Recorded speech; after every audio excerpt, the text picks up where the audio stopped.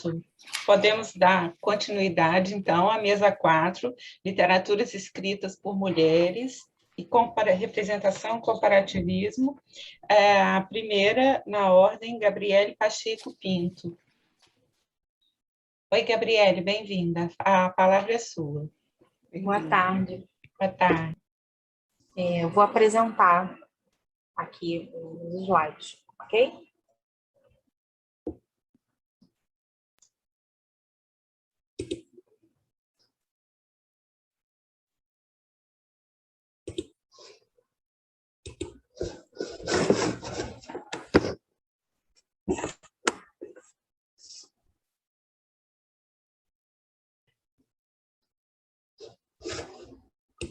Acho que está entrando, Gabriele.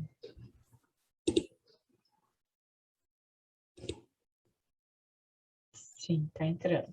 Certinho. Conseguem visualizar? Sim. Tudo bem. Bom, boa tarde, professoras, boa tarde, demais colegas. Meu nome é Gabriele Carla Mondeco Pacheco Pinto, eu sou professora de língua inglesa da Secretaria Municipal de Educação, daqui da cidade do Rio de Janeiro. Sou doutoranda no PROPED, na UERJ, e integro o Grupel. O Grupel ele é coordenado pela professora doutora Márcia Cabral da Silva. Bom, esse trabalho se intitula O Protagonismo Antagônico de Lalita em Pássaro Tonto, 1934, de Júlia Lopes de Almeida. Para pensar nesse trabalho, para constituir esse trabalho, o objetivo principal é observar a personagem Lalita, que é a protagonista desse romance, escrito por Júlia Lopes de Almeida e publicado pela primeira vez em 1934. Há uma segunda edição, publicada em 2013 pela editora Mulheres. E observar essa relação de uma protagonista com características antagônicas, uma vez que a gente observa a Lalita pensando na obra pregressa da escritora. A predileção por esse romance justifica não apenas por tratar-se de um volume escrito por uma das mais renomadas escritoras no início do século XX, mas também por ser um romance pormenorizado pela historiografia da escritora. Muitos estudiosos que tratam a obra almeidiana tomam Pássaro Tonto como um romance menor, a exemplo não da estrutura do romance em si, mas do que está colocado ali como marcadores dessa personagem. A pretensão desse trabalho é a inserção nos estudos que tomam a história da escrita feminina, a história da literatura brasileira e a história das mulheres como objeto. Além disso, esse trabalho também pretende adensar os estudos que privilegiam a educação das mulheres do início do século XX, uma vez que os romances podem também se constituir em dispositivos educacionais e uma perspectiva de formação.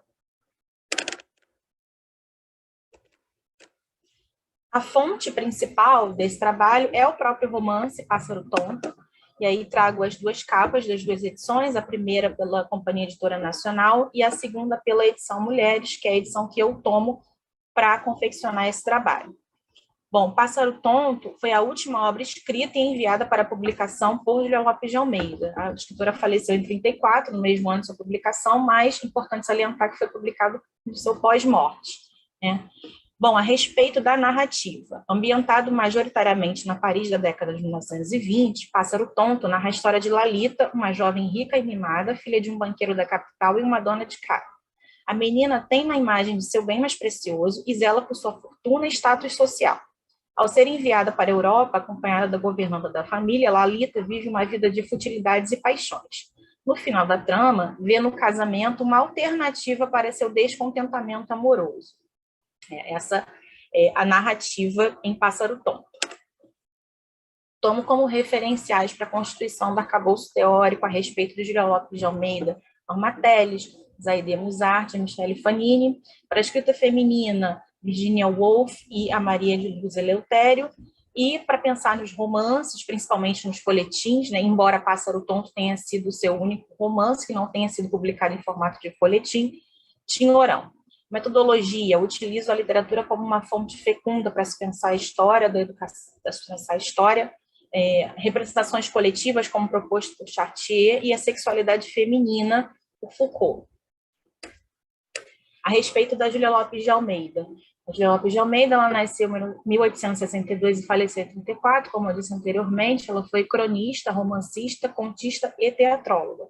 Aos 19 anos, ela publicou o primeiro artigo na Gazeta de Campinas, e já no final do século XIX, ela se casou com Filipe de Almeida, que na época do casamento ainda não era acadêmico, da ABL, mas um tempo depois tornou-se acadêmico, e o casal teve 6 filhos. Júlia Lopes de Almeida, ela contribuiu amplamente com a imprensa, com a literatura e educação do Brasil. As suas obras, elas foram reconhecidas por boa parte dos intelectuais entre séculos dos primeiros anos da República e circulavam principalmente entre o ir e o devir da mulher. Ao longo dos 71 anos que viveu, publicou mais de 30 obras, dentre as quais destacam seus contos, romances e as peças teatrais. Essa foto é uma foto extraída do acervo do Cláudio Lopes de Almeida, que é o neto da escritora. Tem um acervo de fotografias, documentos, e é uma foto dedicatória à filha de Margarida Lopes de Almeida, que foi escrita em 1924. Bom, a respeito da personagem, tratar esse antagonismo da protagonista Lalita. Pensei em 3 eixos principais, sendo o primeiro deles, um romance distante do trivial embate entre herói e vilão, bem e mal. Ao longo da narrativa, não se percebe esse embate, né? Esse problema gerado, esse embate e o clímax. Não há esse embate entre bem e mal. A Lalita, ela é uma espécie de flané, é como se fosse uma pessoa que está à procura de novas experiências, ela se deslumbra com Paris, ela anseia por experiências diversas, ela se encanta com as multidões, e em nenhum momento a Lalita é colocada dentro do ambiente doméstico, senão para fazer o básico, né? Para se alimentar ou para dormir, mas nunca em um contexto em que ela vai ser a dona de casa. A Lalita, ela é caracterizada por seus excessos e defeitos. E aí, pensando nesses excessos e defeitos, a gente criei uma subcategoria para pensar. Bom, primeiro, futilidade, a valorização do que é material e efêmero. Risonha e tagarela animava o ambiente, misturando na correnteza do palavreado coisas fúteis de que nem suspeitava gravidade. A menina não tem o que fazer, não estuda, não lê, não se interessa por obras sociais ou caricativas, nem por arte, tem temperamento nada mais. Né? A respeito do interesse por obras sociais ou caricativas, né? Na época, as senhoras e as mocinhas constituíam aí principalmente as mulheres da elite, né? Uma questão do assistencialismo, que era bastante comum. Então, ela não se interessava por absolutamente nada. Falta de modos contra o recato e a docilidade, que são características esperadas, eram características esperadas para uma menina. Lalita está proibida de sair com as primas. Já ontem andaram saracoteando juntas pela cidade. Não tinha caráter a mudar seu jeito alheio. Prezava sua independência de espírito, a sua personalidade. Não sou ovelha de rebanho, costumava dizer. A inconstância, desejos e amores vários. Ao longo da narrativa, a gente observa algo em torno de 5 ou 6 nomes diferentes, né, nomes masculinos, em referência aos amores da Lalita. Já ninguém se lembrava de Dr. Júlio na pensão da Madame Netter, quando uma vez, à hora do jantar, o chileno foi dizer a Lalita que reparasse para as mãos do seu novo criado de mesa. O chileno rodou sobre os calcanhares e Lalita começou a observar o seu príncipe. Então, o tempo todo ela se encantando com outros vários homens, né? Um, depois outro, e assim vai. A sexualidade insubmissa, a crença no amor livre e na liberdade feminina. As raparigas de hoje sabem viver e compreendem o valor da palavra liberdade, a mais sedutora de todos os dicionários. Na Alemanha, na Suécia, em outros países europeus, logo que saem do colégio, e às vezes até mesmo antes, elas têm o direito, como os irmãos, de andar com a chave do trem permanentemente na bolsa e de entrar e sair da casa dos pais a qualquer hora do dia ou da noite. Coagiram, mas estou resolvida a gozar de todas as prerrogativas da minha mocidade e passar daqui em diante a viver amplamente como vivem os homens. O amor livre, o amor a grandes austos, que delícia. Então, esse trechinho para mostrar como que ela tem essa relação, né? Ao longo da narrativa também a gente percebe diversos momentos em que mostra essa relação da Lalita com o próprio corpo, que é algo que era considerado tabu, né? Em certas escritas, principalmente se tratando de final do século XIX, início do século XX, mas ao contrário dessas outras personagens da Júlia Lopes de Almeida, essa personagem ela tem uma relação com o corpo mais direta e parece não ter vergonha desse corpo, né? Em nenhum momento. Bom, para pensar Lalita, eu não poderia pensá-la de uma maneira anacrônica e nem poderia recortá-la de todas as outras mulheres de Julia Lopes. Então, diferentemente de outras tantas personagens mulheres na obra de Julia Lopes de Almeida, Lalita parece ser retratada com um certo desdém. Isto é, tem-se a impressão de que a escritora, reconhecidamente uma romancista de sucesso na escola realista, tenha observado e desgostado do que via ao redor e que tenha convergido na figura da protagonista um pássaro tonto, sem rumo ou pretensões. Essa é a impressão que eu tive ao fazer a leitura desse romance. Acompanhando o momento político, Julia Lopes de Almeida constrói uma narrativa em que a personagem central é uma moça sem ideais, bem diferente de Eva, heroína de A Família Medeiros, ou Alice, a governanta de A Intrusa, ou até mesmo Camila de A Falência. Tudo que a interessa é aparecer como a mais rica, mais bonita, mais chique. O status é muito importante para Lalita. E considerações finais, embora inserido nos romances de Julia Lopes de Almeida, Pássaro Tonto apresenta essas características que fazem com que ele seja diferente dos demais romances da Julia Lopes de Almeida, né? E essas características se condensam na figura dessa protagonista, que, de certa forma, se torna uma antagonista dos outros romances, né? O clímax, que seria a transcendência da personagem, convencionada da heroína, é um aspecto de transformação que é marcante nos romances almeidianos, parece não configurar em Pássaro Tonto, que é um pássaro livre, sem ideias ou ideais, em busca de experiências infundadas, guiadas por seu bel prazer. Ainda que considerado um romance menor, de estilo rápido e nervoso, né, como pontuou o próprio filho, Afonso Lopes de Almeida, quando ele assumiu a cadeira do qual a mãe era patrona na Academia Carioca de Letras, Pássaro Tonto apresenta uma espécie de vista panorâmica do início do século, retratando momentos em que as incertezas, liberdade, a modernidade estavam em xeque. Nesse sentido, essa personagem, Lalita, ela desloca dos principais eixos de ação feminina da Primeira República e se difere em comportamentos, ideais e relacionamentos.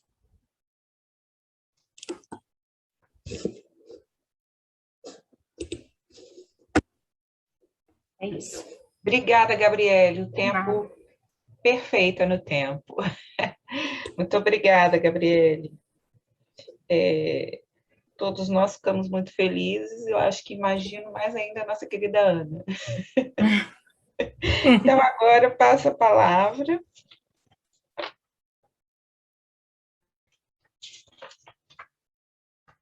Espera aí que eu perdi aqui. A Natália, desculpe. Sou eu. Natália. Bem-vinda, Natália. Obrigada, boa tarde, gente, a todas e todos. Deixa eu compartilhar a tela aqui. Minha internet ela tá um pouquinho instável, então qualquer coisa eu fecho a câmera que talvez melhore um pouquinho, tá?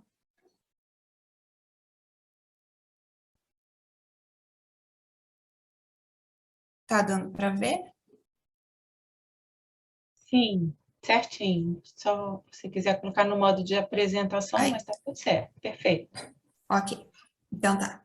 Eu sou a Natália, eu sou doutoranda pela UFMS, na Universidade Estadual de Mato Grosso do Sul, orientando do professor Wellington Furtado Ramos, e hoje eu vou falar um pouquinho da configuração do espaço em As Meninas, As Horas Nuas e Ciranda de Pedra. Todos os romances de Lígia Fagundes Telles. Agora há pouco nossa colega falou um pouquinho da Lígia, falou um pouquinho, bastante até da vida dela, né? Então eu vou ser breve nesse aspecto. Então a Lígia, ela é uma autora bem consagrada brasileira, ela nasceu em São Paulo. Ela começou a escrever desde muito nova, então já na adolescência ali já começou a escrever contos, e graças a amigos como Carlos Drummond de Andrade, Érico Veríssimo, ela persistiu na escrita, e o primeiro romance da Lígia já foi muito consagrado pela crítica, que foi Ciranda de Pedra. Antônio Cândido, inclusive, já teceu elogios ao primeiro romance da autora, mostrando o talento dela. Por que eu vou falar só desses 3 romances? Ficou Verão no Aquário de Fora, que foi o que a nossa colega falou agora há pouco, né? Eu vou falar de Ciranda de Pedras, Horas Nuas e As Meninas somente porque Verão no Aquário foi o tema da minha dissertação. Então, agora, para esse trabalho, eu só escolhi esses 3 romances, já que eu já falei bastante do outro na minha dissertação. Então, vamos lá. Um pouquinho da importância do espaço na narrativa. O espaço, as primeiras experiências que a gente tem espaciais, elas provêm da cartografia. Então, a gente só teve essa consolidação no início do século XX. Então, na primeira metade do século XX, o espaço ele ainda não tinha uma posição de destaque, nem no formalismo russo, nem no neocriticismo. Em 1960, quando o estruturalismo ele se expande, ele retoma esses pressupostos formalistas, então ele relega a categoria do espaço a um papel secundário. Então, quando o pós-estruturalismo vem para desconstruir esses preceitos estruturalistas, ele representa uma valorização das tendências espacializantes. Então, o pós-estruturalismo, os estudos culturais, eles contribuem para a categoria do espaço na narrativa, na literatura. Os estudos estruturais, eles também surgem contra essas premissas estruturalistas, e dão voz a discursos que antes não eram abordados, não eram ouvidos, como fronteira entre lugar, periferia, e ajuda o espaço a se consagrar como categoria ali, na narrativa. Dimas, ele fala que o espaço ele é tão importante quanto os outros componentes da narrativa, componentes como tempo, estrutura, foco narrativo, personagem. Então, quem vai decidir a importância desse espaço, a importância de cada um desses componentes, é o próprio leitor, somos nós leitores. Como a função do espaço para o desenvolvimento do enredo, entre outros aspectos. Lins, ele traz termos como espaço físico e espaço social. O espaço físico, ele é o espaço por si só, uma descrição, a descrição do espaço mesmo. O espaço social, ele indica a categoria da edificação, os hábitos e os costumes dessas personagens inseridas nesse espaço, inseridas nesse local, e o estilo de vida que o ambiente implica. O espaço social, ele pode ser também uma área geográfica, ou um período, uma época de opressão. O espaço psicológico, segundo Brandão, ele vai compreender as lembranças, os desejos, os afetos, as sensações, expectativas e as vontades dessas personagens. Então, tudo isso ajuda a compor o espaço psicológico. E para Cândido, ele traz termos como espaços gerais e amplos, espaços particulares e restritos, no artigo A Degradação do Espaço, onde ele fala de l'Assommoir. Então, os espaços gerais seriam as praças, as ruas, os museus, as igrejas, onde a gente tem uma fluidez na narrativa, e os espaços restritos seriam o quarto, o cortiço, onde tem uma estagnação na narrativa. E além de descrever o espaço, Cândido também ele descreve os cheiros, a sujeira, o silêncio, as cores. E Bachelard ele fala que os móveis e os cômodos, eles também funcionam como uma extensão das personagens. Então, eles refletem a personalidade das personagens e caracterizam a psicologia dessas personagens pela ordem, pela desordem, pela arrumação, pela limpeza, pela sujeira desse ambiente. Então, eu vou começar falando um pouquinho sobre Ciranda de Pedra, que foi o primeiro romance que ele já publicou, originalmente em 1954. Então, Ciranda de Pedra é bem conhecido, a gente tem a história de Virgínia, dividida em duas partes, a primeira parte, Virgínia criança, a segunda parte, Virgínia já jovem adulta. Nesse livro, a gente acompanha as angústias dessa personagem, as rejeições, o amadurecimento de Virgínia. Então, o romance ele se passa predominantemente em espaços restritos, que é a casa do Natércio, que Virgínia acreditava ser seu pai biológico, e na casa do tio Daniel, que depois Virgínia descobre que é realmente seu pai. O espaço psicológico, ele vai mudando conforme a personagem cresce e amadurece.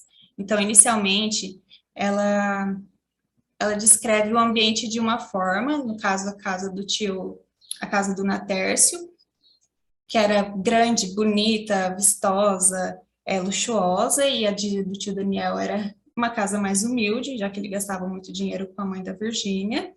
E, no caso, o espaço social, ele deixa de ser importante quando Virgínia envelhece. Então, ela nota que ela não pertence a nenhum desses dois espaços, esses dois ambientes, essas duas casas. Então, ele vai deixando de ser importante para a personagem. Em As Meninas, a gente acompanha a história de Lorena, Lia e Ana Clara. O tempo do romance se passa durante a ditadura aqui no Brasil, que no caso é o espaço social, e o romance se passa, obviamente, predominantemente no espaço restrito, que é o personagem que é o pensionato onde esses personagens moram. Então, é muito contraditório, né? O espaço restrito, ali no caso, ele denota segurança e liberdade, porque as personagens não tinham liberdade para sair nas ruas durante esse período de ditadura. Então, a segurança e a liberdade das personagens está no espaço restrito, o que é bem comum.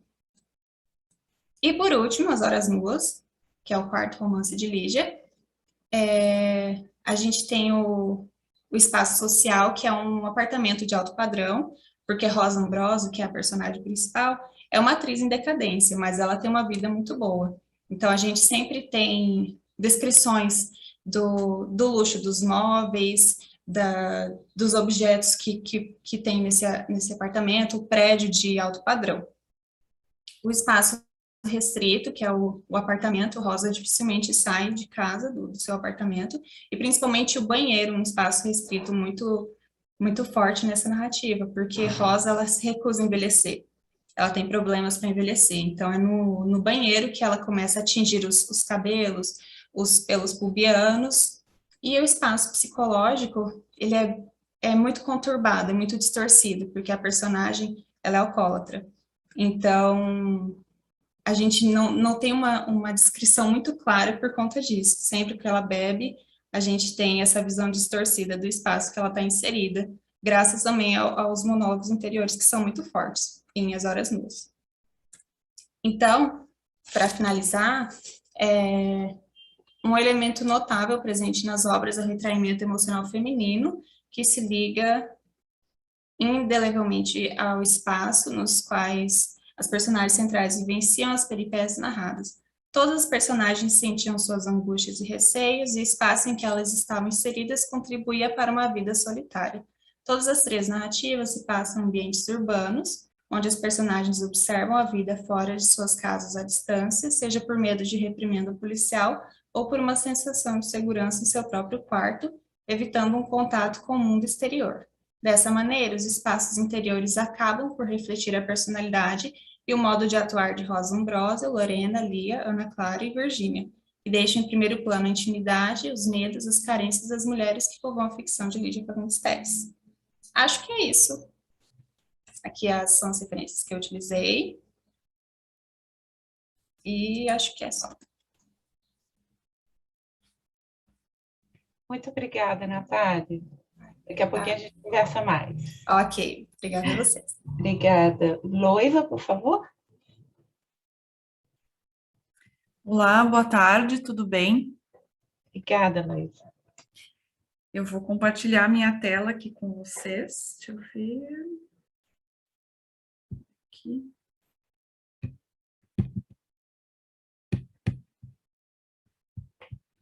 Estão visualizando? Sim. Sim. Deixa eu colocar aqui, tela cheia.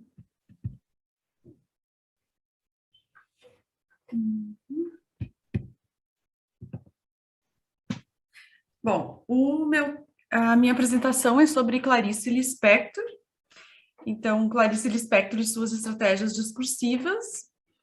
Eu sou docente do Instituto Federal do Rio Grande do Sul, trabalho no Campus Feliz, falo com vocês aqui da cidade de Feliz, no interior do Rio Grande do Sul, e eu terminei o doutorado agora em julho, na Universidade Federal do Rio Grande do Sul, em Teoria Crítica e Comparatismo. A minha tese não é sobre Clarice, mas eu sempre gostei muito dos textos de Clarice, então a minha apresentação hoje é sobre ela. O objetivo é contextualizar a vida e a obra da escritora e destacar a simbologia do encontro com a barata, que aparece no seu romance, publicado em 1964, A Paixão Segundo GH. Ela ela nasceu na Ucrânia em 1920, com o nome de Chaya Pinkasovna Lispector. Ela tinha origem judia, e quando ela tinha 2 anos de idade, a família migrou para o Brasil. Primeiramente, saindo da Ucrânia, passaram primeiro pela Romênia, depois chegaram no Brasil e residiram em Alagoas, na cidade de Maceió. Ali a mãe dela faleceu, e quando ela tinha 14 anos de idade, juntamente com o pai e as 2 irmãs, eles foram para o Rio de Janeiro, onde ela teve depois a oportunidade de estudar Direito, e ela se casou com um diplomata. Depois, no casamento, aqui no mapinha estão marcados os lugares onde ela viveu. Depois do casamento com esse diplomata, ela passou a viver nos Estados Unidos, também na Itália, na Suíça, no Reino Unido. Ela se separou e com os 2 filhos voltou ao Rio de Janeiro. E esse foi um período de intensa produção literária, e ela trabalhou também como tradutora. Aqui eu consegui uma carteirinha dela de 1943, que ela aparece com o nome de Clarice Gurgel Valente. Ela já era casada, né? É o sobrenome do marido dela. Então, ela se formou em Direito e nunca exerceu essa profissão. As principais obras literárias, vamos dizer assim, as principais obras literárias dela eu coloquei aqui. Então, novelas e romances, contos, literatura infantil. Hoje eu vou destacar A Paixão Segundo GH. E o que especificamente, né? Como ela percebe o conflito entre a experiência vivida e o modo como é representada pela linguagem. Ela utiliza a epifania, que é uma manifestação intuitiva da realidade, geralmente através de uma situação inesperada. Subitamente algo acontece e ela tem uma compreensão mais profunda da sua realidade. Aqui nós temos uma das capas mais recentes desse romance, e eu vou falar especificamente sobre o encontro a simbologia do encontro com a barata. O enredo de A Paixão Segundo GH rompe com o modelo de romance de formação, em que a protagonista enfrenta dificuldades individuais para, enfim, chegar ao momento de superação. Na ficção de Clarice, o ser humano permanece em conflito, não há uma solução final, mas sim um deslizar para o estranhamento frente à experiência. A narrativa ocorre em primeira pessoa e é o relato de uma experiência material e simbólica. A protagonista é nomeada como GH, uma mulher urbana, independente, que passa pela experiência de algum momento do passado ter vivido um aborto.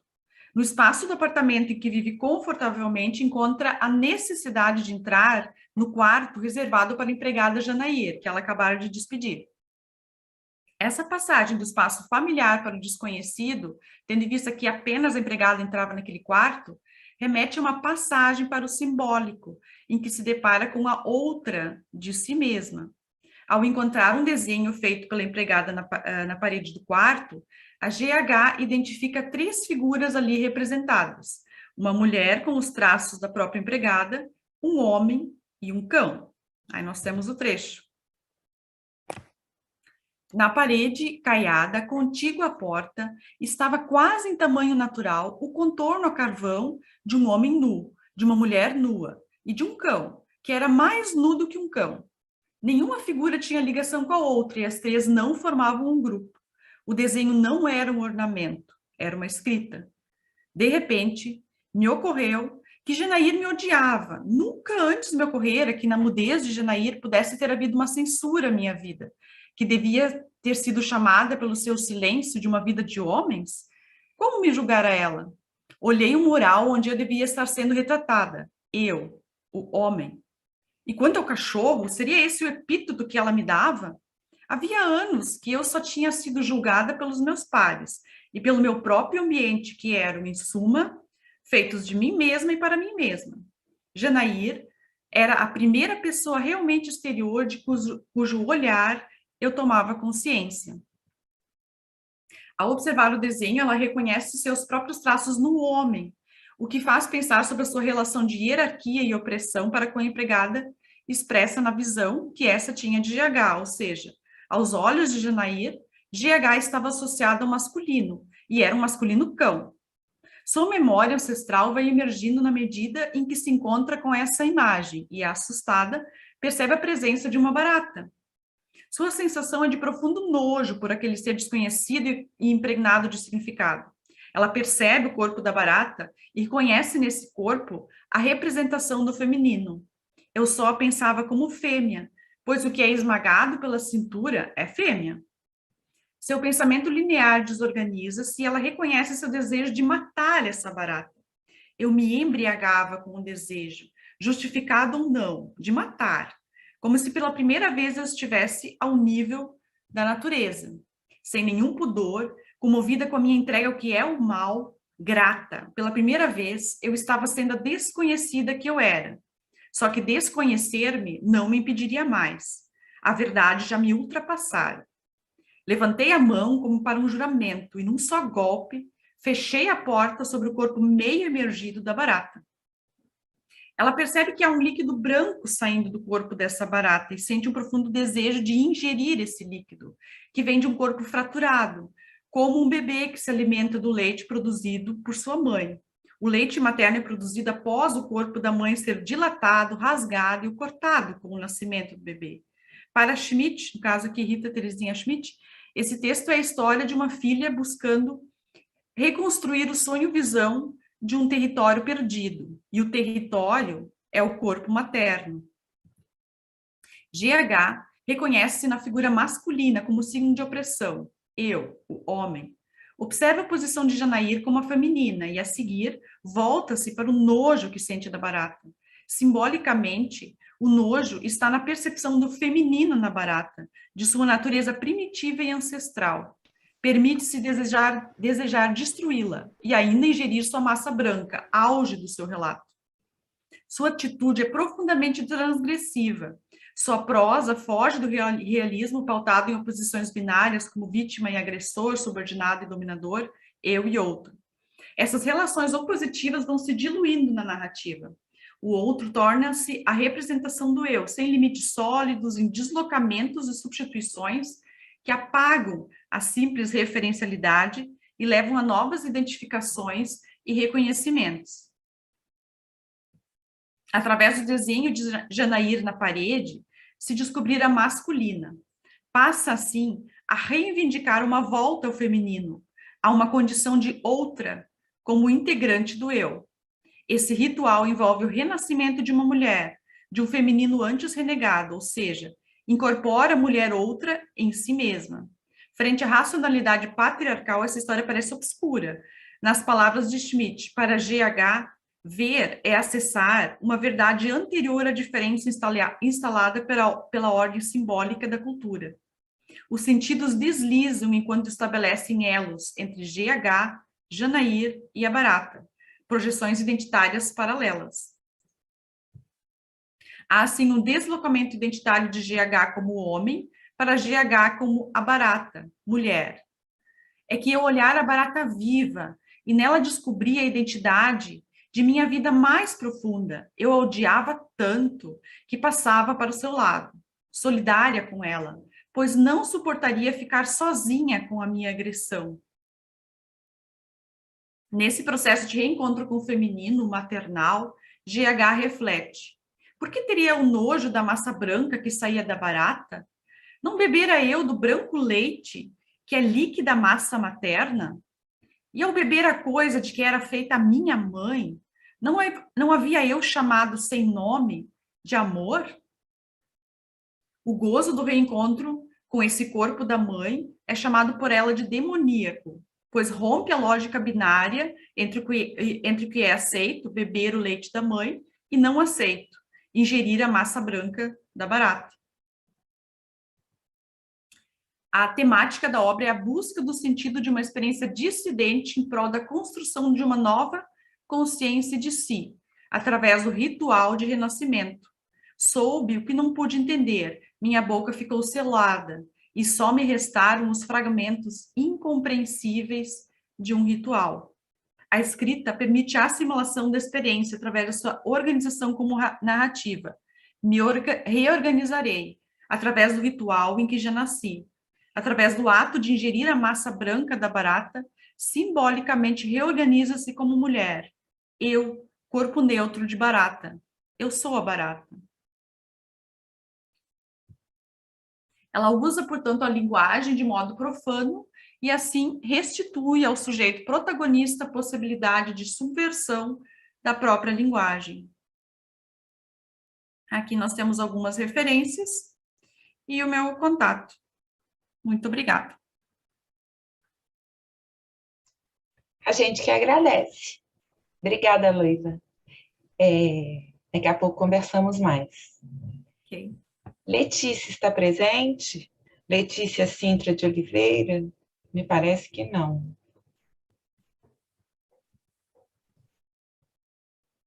Se Letícia não está presente, eu passo a palavra para Agnes Rizardo. Por favor, Agnes. Boa tarde. Boa tarde. Boa tarde, bem-vinda, Agnes. Boa tarde, eu sou a Agnes, eu atualmente sou pós-doutoranda na UERJ, no Instituto de Letras, sob supervisão da professora Andréa Verquema, e o que eu vou falar aqui hoje se reflete um pouco na pesquisa que eu venho desenvolvendo nesse pós-doutorado, tá? Sobre a crítica de autoria feminina no Brasil, né? Sobretudo aquele período de formação, essas pioneiras da crítica de autoria feminina no Brasil. Eu não tenho PowerPoint, tá? Eu preparei um texto mesmo, reflexivo.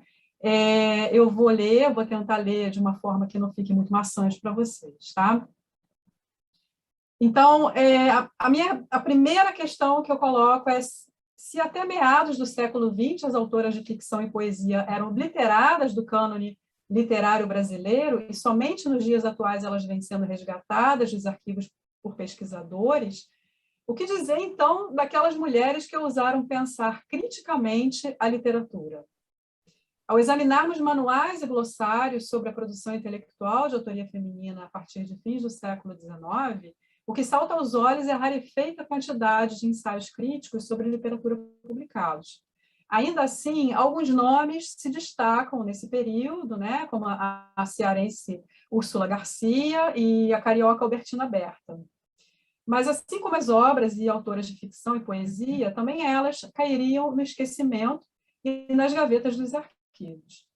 Esse panorama começaria a mudar nas décadas de 1930 e 40, quando 3 nomes representativos surgem para consolidar a formação de uma linhagem crítica de autoria feminina no país.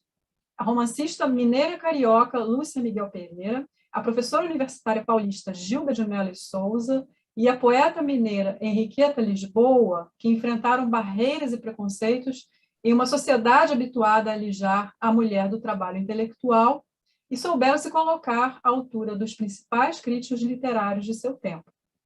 Tomando licença para estabelecer um paralelo com o pensamento do Antônio Cândido, os ensaios das autoras precursoras seriam, então, manifestações críticas, justamente por sua contribuição esparsa em periódicos e livros. Já a tríade Lúcia, Gilda e Henriqueta soube romper essa invisibilidade da atuação intelectual feminina e, mais uma vez, pegando de empréstimo o raciocínio do Cândido, encerrou o processo formativo de continuidade da crítica literária brasileira de autoria feminina. Romancista, ensaísta e tradutora, a Lúcia Miguel Pereira logo se tornaria referência ao exercer a crítica de rodapé em diversos jornais e revistas entre as décadas de 30 e 50, e publicar em 1936 Machado de Assis, Estudo Crítico e Biográfico, é a obra pela qual ela é mais conhecida. Em 1943, ela publica A Vida de Gonçalves Dias, que recuperava um inédito diário de viagens do poeta. E, em 1957, Prosa de Ficção, de 1870 a 1920, consolidando-se assim também como historiadora da literatura.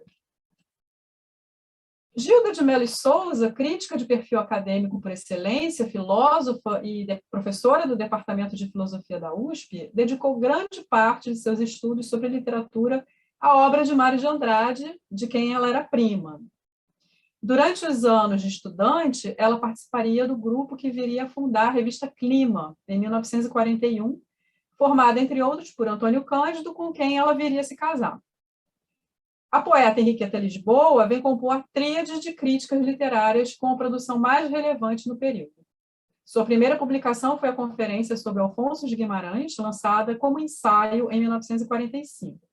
A seguir vieram mais 3 livros com ensaios, em que ela discute as definições teóricas da poesia e traz à baila a obra de autores brasileiros e estrangeiros. Então, uma característica marcante nessas 3 críticas vai ser o olhar lançado sobre a literatura de autoria feminina. Em um tempo em que a maioria esmagadora de críticos era masculina, pouca atenção era dispensada às ficcionistas e poetas. Embora não tenha publicado nenhuma resenha ou ensaio sobre autoras brasileiras, a Lúcia Miguel Pereira dedicou vários deles a escritoras estrangeiras, entre elas Virginia Woolf, tema de 4 ensaios publicados em 1944 no Correio da Manhã. Em um deles, intitulado Dualidade de Virginia Woolf, Lúcia elabora uma reflexão a respeito da androginia intelectual. Ao comparar romances e ensaios de Virginia, Lúcia afirma que o estilo e o modo de escrever da autora eram bastante distintos nesses gêneros. Vou citar um trechinho dela. Dizem, estará mesmo certo, que o espírito racionalista pertence mais aos homens e a sensibilidade às mulheres.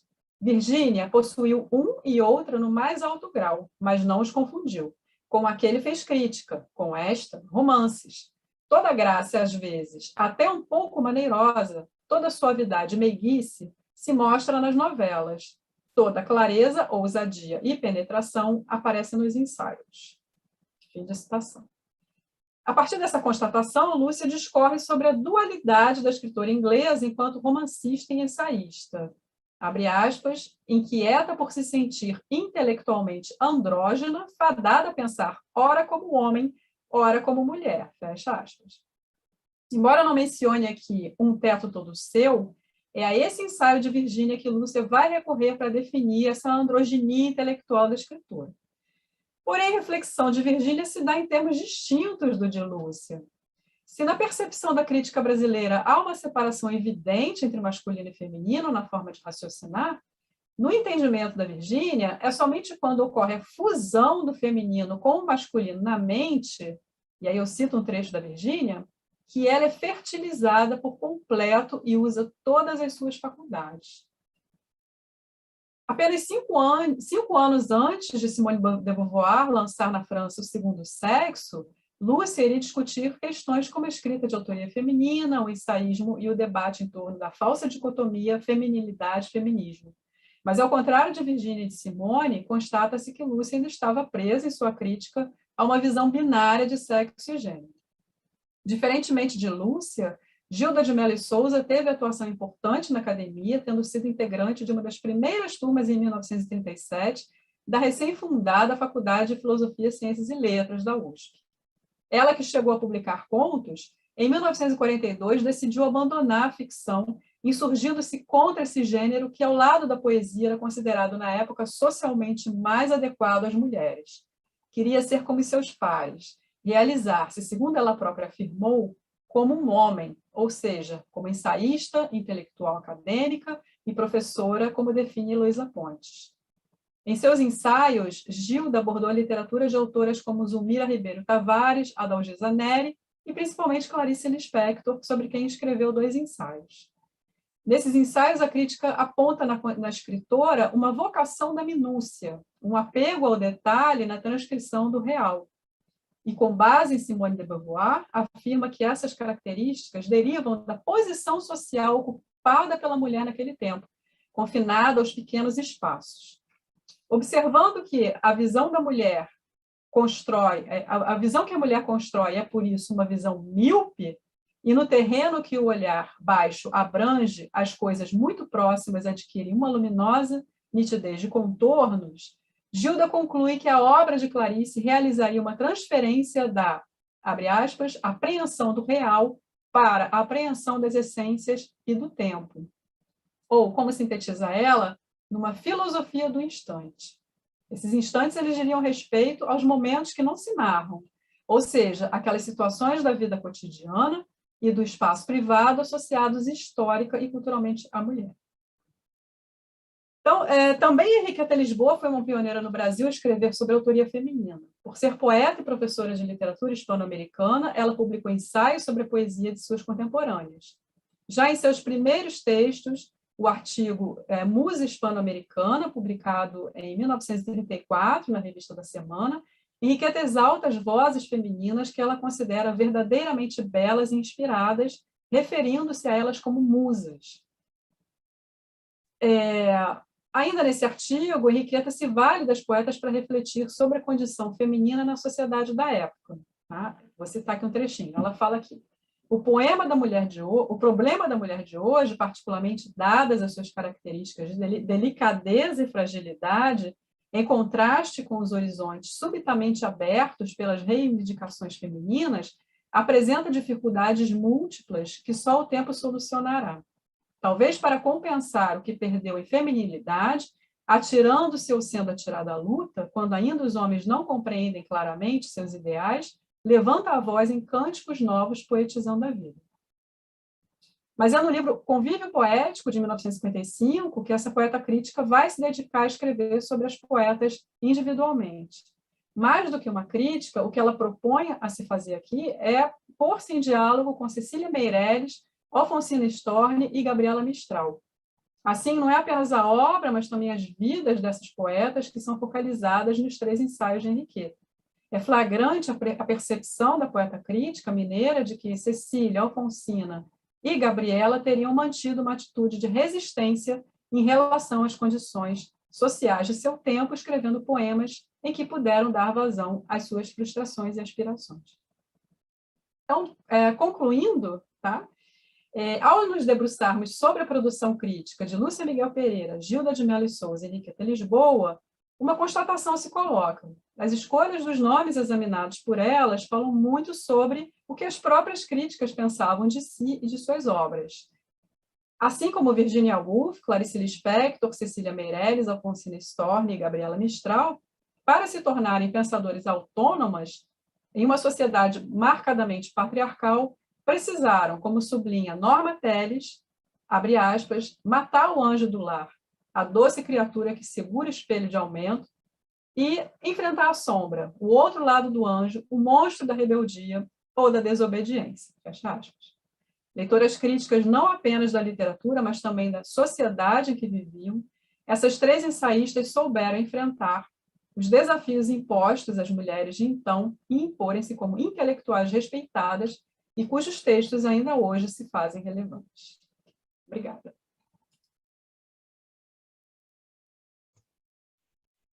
Ótimo, obrigada, Agnes. Deixa eu colocar uma palminha aqui para você, pronto. A Letícia chegou, por acaso? Não? Então podemos começar as discussões, os debates. A palavra está aberta, sintam-se à vontade. Parabéns pelas apresentações, todas muito interessantes. Pode falar, Natália. Desculpa, Laura. Eu só queria pedir para a Agnes passar as referências que ela utilizou. Pode ser ali no chat mesmo, tá? Tá. Se possível. Sim, Obrigada. sim. Vou copiar aqui e botar. Ok, obrigada.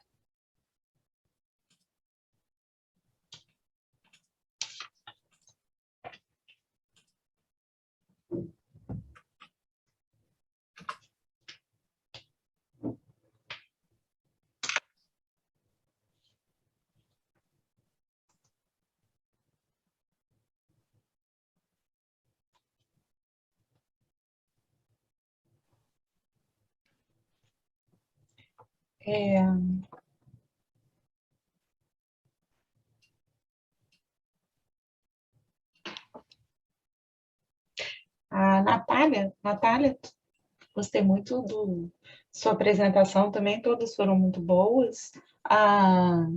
Tratando só uma curiosidade, se você conhece talvez já o livro sobre a casa na ficção de autoria feminina, da professora Elódia Xavier, onde ela ela trata da questão do espaço, mas mais especificamente a respeito do espaço domiciliar, né, da casa, e inclusive ela faz mais ou menos um mapeamento, né, mas tem um número razoável de autoras que ela aborda, como eu disse, dentro da ficção de autoria feminina, e tem também a Lígia.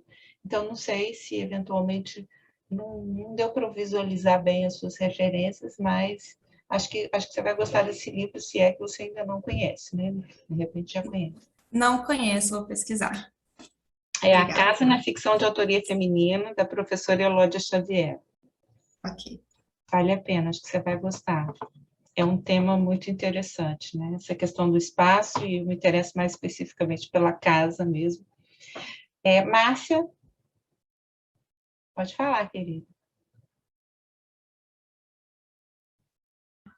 Oi, estão me ouvindo? Sim, perfeitamente. Eu queria fazer uma pergunta para a Agnes. Essas críticas, além delas, elas fizeram um trabalho bastante interessante aí de se colocar, né, no mercado e tal. Mas eu queria saber, por exemplo, fazer uma correlação com o que acontece hoje, nesse movimento da crítica de resgatar autoras femininas e tal, se já, nesse tempo, já existia esse tipo de... Houve alguma iniciativa nesse sentido? Você percebeu isso, de resgatar autoras assim, anteriores? E quem sabe que a gente hoje está resgatando autores que essas críticas já resgataram antes. Quer dizer, será que as mulheres não param de ser resgatadas? Eu queria perguntar isso. Eu queria perguntar, uma curiosidade absoluta, não sei nada sobre o assunto. Oi, Márcia, prazer te ver aqui.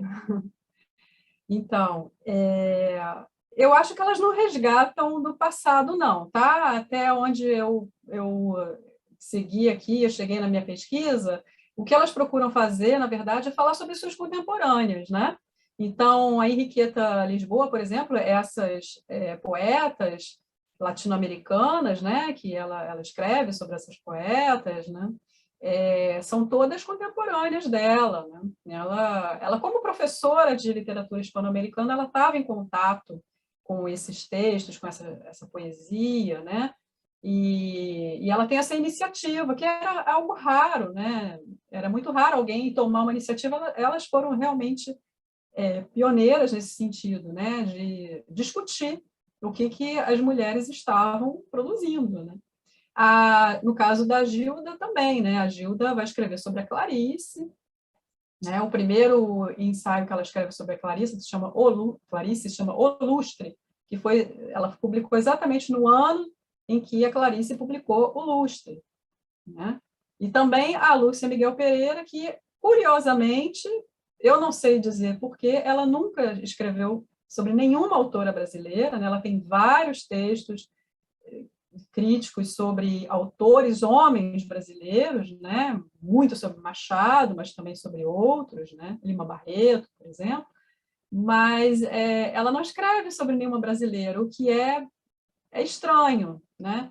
Agora, sobre literatura inglesa, né, de língua inglesa, desculpe, a Jane Austen, né, Elizabeth Bishop, né, além da Virginia Woolf, a Virginia Woolf acho que era a que ela mais admirava, né? Então por isso que eu até falo um pouco disso, que ela tem uma relação um pouco especular com a Virginia, né?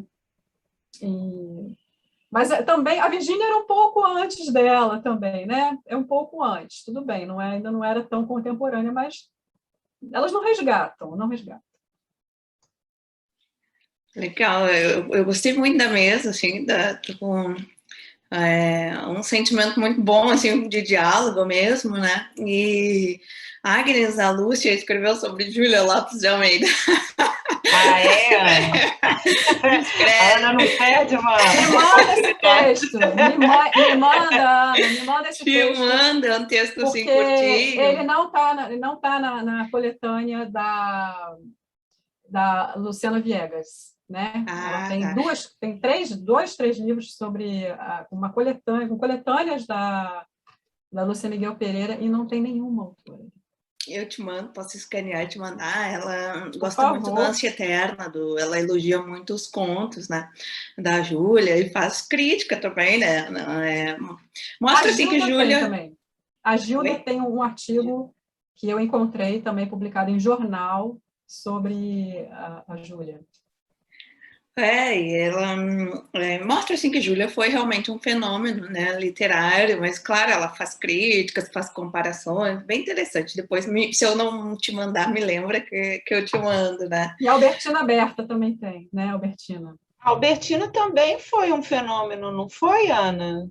Só que depois Sim, foi também. invisibilizada, né? Foi. Ela era No bem tempo dela, conhecida, ela né? teve muito reconhecimento e prestígio, não foi? Teve. Por que eu não... eu falo da Albertina como uma precursora, né? Por que eu não destaco ela tanto como uma formadora? Porque o meu foco aqui é a crítica sobre literatura, né?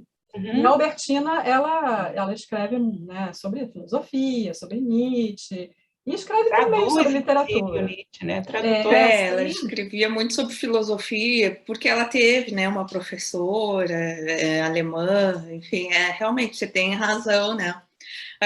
Aí eu fiquei pensando, Agnes, na sua apresentação, várias coisas. Uma coisa, assim, a importância da gente trazer essas críticas, né, de autoria feminina para a sala de aula, porque nós estamos repensando a inserção das escritoras, né, mas também as nossas referências, a nossa bibliografia, né, trazer teóricas, críticas, mulheres, né, colegas, porque tem muita pessoas próximas, colegas próximas da gente fazendo pesquisas brilhantes, e a gente às vezes perde a oportunidade de trazer como bibliografia de sala de aula, né, para graduação, né, então seu trabalho é ótimo nesse sentido, porque dá uma visibilidade para essas críticas e depois imagino que o resultado, né, as suas publicações vão facilitar a vida do professor também, porque a gente vai ter acesso a isso, né, então é lindo o seu trabalho, necessário, né, muito bom.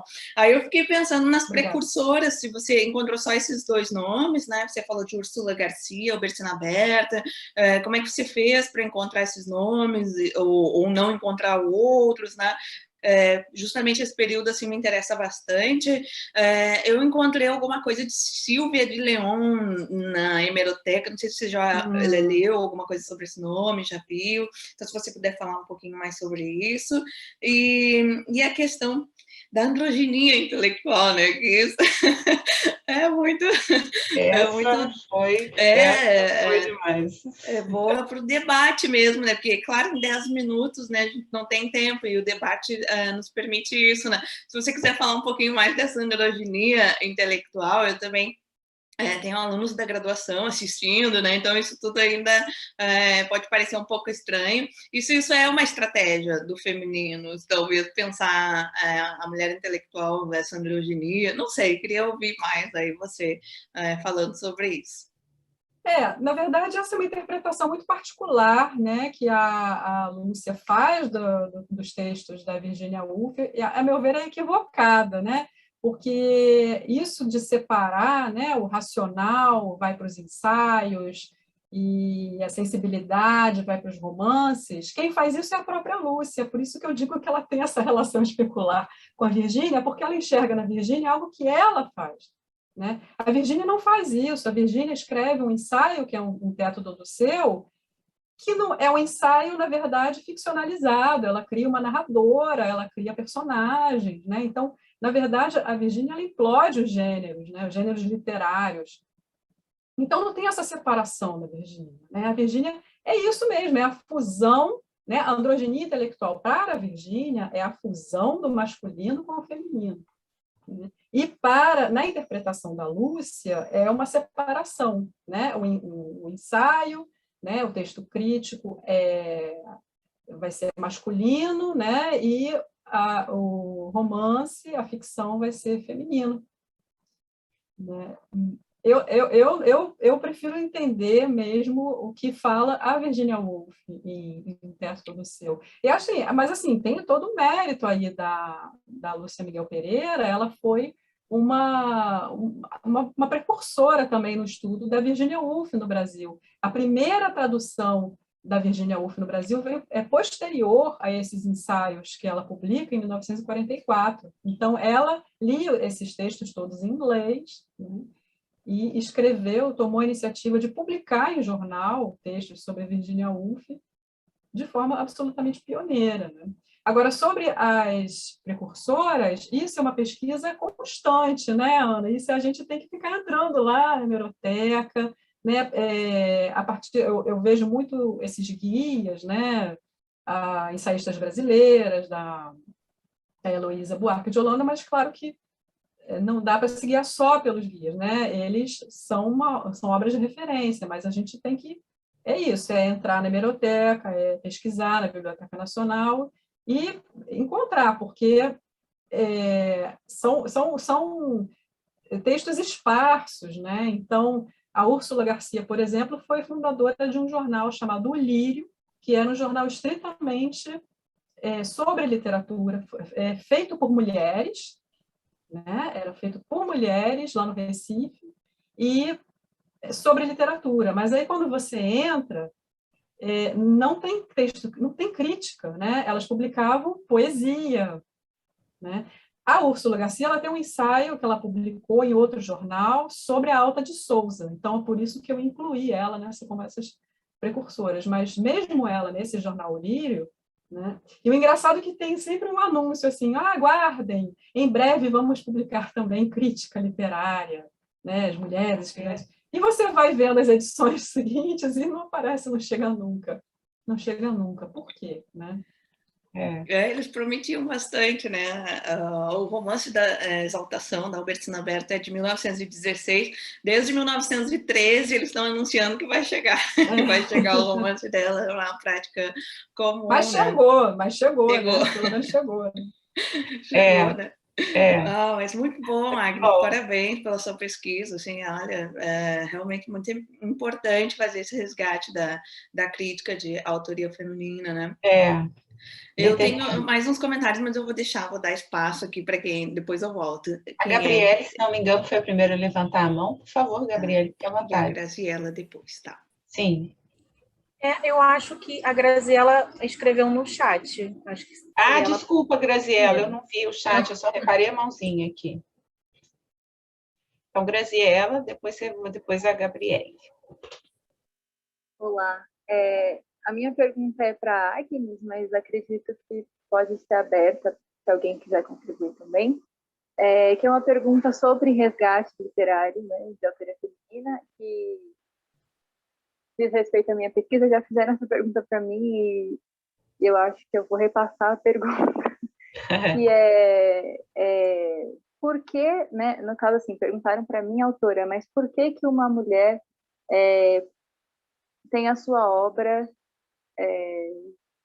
invisibilizada? Parece uma pergunta um pouco lógica, mas eu queria que a gente passasse do lógico, assim, porque, né, o cânone é masculino e tal. Então, uma segunda etapa disso, quando a gente traz para a academia uma obra que não é conhecida, porque dentro da academia acontece um movimento de parece que precisa passar por uma prova, um rechaço, se aquilo é literário, se aquilo tem um valor canônico, se aquilo deve ser resgatado, se aquilo deve ser estudado. Não sei se ficou clara a minha pergunta, talvez ficou um pouco confusa, mas sobre o resgate literário, como que, então, até minha pergunta motivada pela pergunta anterior, né? Será que o resgate literário não tem fim? Será que a gente vai ficar sempre resgatando mulheres? Então, não sei se isso seria... não sei se a pergunta foi no sentido de que seria algo ruim, mas a minha pergunta é essa: será que é algo ruim? Será que é algo bom? Qual que deve ser a régua? Tem que ter uma régua? Enfim, é uma pergunta um pouco ampla, mas é isso. Muito boa pergunta. Bem ampla mesmo, né? Eu acho que no caso dessas críticas, né, o que a gente tem acesso, né? Primeiro de tudo, o acesso ao que elas publicaram é muito fácil, né? Porque também publicaram sistematicamente, né? A Gilda nem publicou tanto assim, mas saiu por grandes editoras, né? Ela tinha, eu acho que tem um fator aí também que conta, né? Ela era mulher do Antônio Cândido, né? Assim como a Lúcia Miguel Pereira se casou também com um intelectual, que foi o Otávio Tarquínio de Souza, né? Então, elas tiveram essa facilidade ali de um métier mesmo, né? Essa rede de sociabilidade que facilitava. Tudo bem, a Júlia Lopes de Almeida também foi casada né, com um acadêmico, e depois também foi apagada. E tinha uma produção também sistemática, publicava muito, publicava em jornais, né? Mas eu acho que aí, no século XX, a coisa já começa a mudar um pouco, né? Eu acho que tem aí também uma questão cultural, social, né? O Brasil começa a mudar, e um exemplo é a Gilda, né, que foi estudar, foi fazer uma universidade, foi fazer USP, se tornou professora universitária, né? Isso que era algo impensável nas décadas anteriores, né? As mulheres se formavam como professoras de ensino básico, né, de ensino fundamental, elas não chegavam à universidade, não chegavam a ser professoras universitárias. Então, eu acho que é o próprio caminhar da sociedade também que foi se modificando, né? E aí, isso também das mulheres começarem a escrever sobre outras mulheres também é importante, né? Porque, afinal de contas, quanto mais você escreve, quanto mais você publica sobre outras mulheres, isso vai aparecer mais, né? Então, elas tinham mais essa iniciativa do que os homens. Os críticos homens não tinham tanto essa iniciativa de escrever sobre as mulheres, né? Então, eu acho que isso é um fator a se observar. Ou faziam sob o modo pejorativo, mesmo que fosse Sim. ou mesmo que fosse um pejorativo dissimulado, né? Como a Ana sempre explica aí para a gente. Isso. Falsos elogios. Pois é, muito boa a pergunta da Graziella.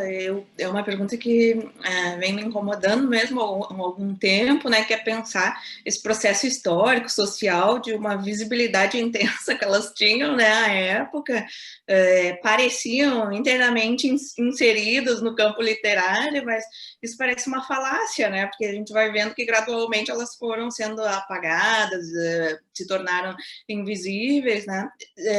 Geralmente após a morte, né? Júlia Lopes de Almeida, Albertina Berti, depois da morte, durante 2 anos ainda falaram sobre ela, depois ela ficou completamente esquecida, né? E entender isso, assim, esse processo de apagamento. E aí a gente fica num eterno resgate, principalmente das precursoras, né? Porque são muitas escritoras que existiram, que a gente nem imaginava que tinham existido por conta do epistemicídio. O epistemicídio faz isso, né? A gente nem questiona, né? E aí você vai descobrindo e vai resgatando de infinito, né? Mas agora, eu concordo com a Agnes, né? As coisas vão mudando e talvez agora esses estudos que estão sendo feitos aí desde a década de 80, né?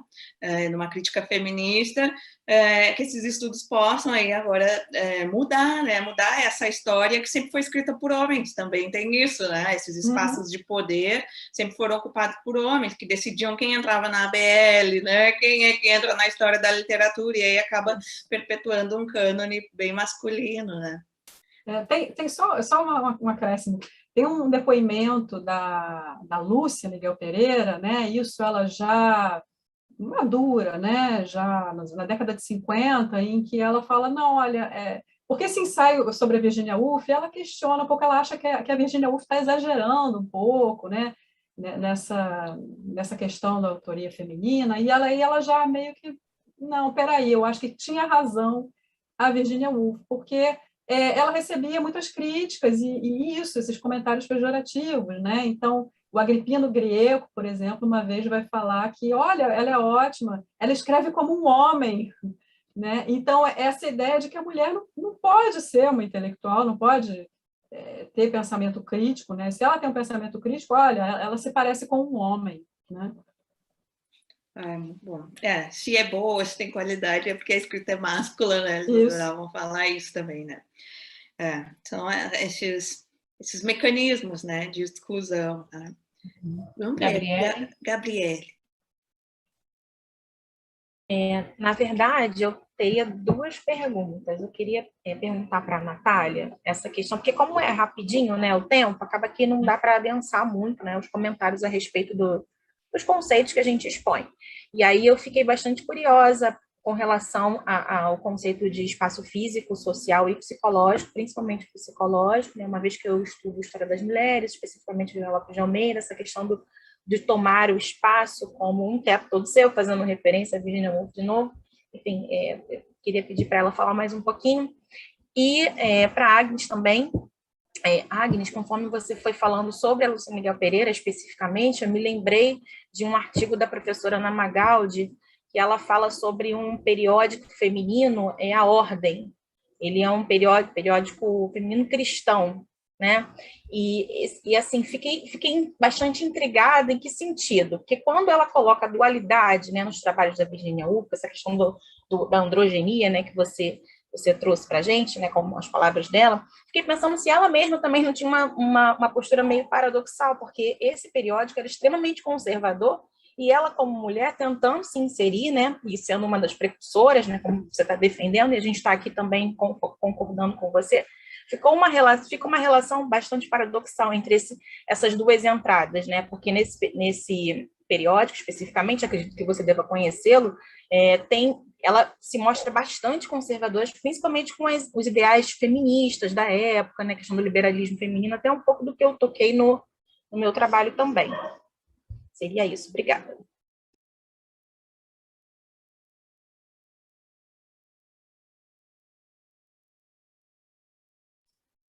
Agnes, pode ir primeiro, já vai no embalo aí, depois eu falo.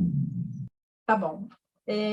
Então, realmente, a Lúcia ela era muito contraditória, mas essa contradição a gente consegue entender no sentido de que esse jornal A Ordem, essas contribuições dela foram bem no início da carreira dela, ali quando ela tinha na faixa dos 30 anos. Isso também vai mudar, tá? Essa posição dela, ela era religiosa, ela estudou em colégio de freiras, né? A Lúcia ela teve essa formação católica, né?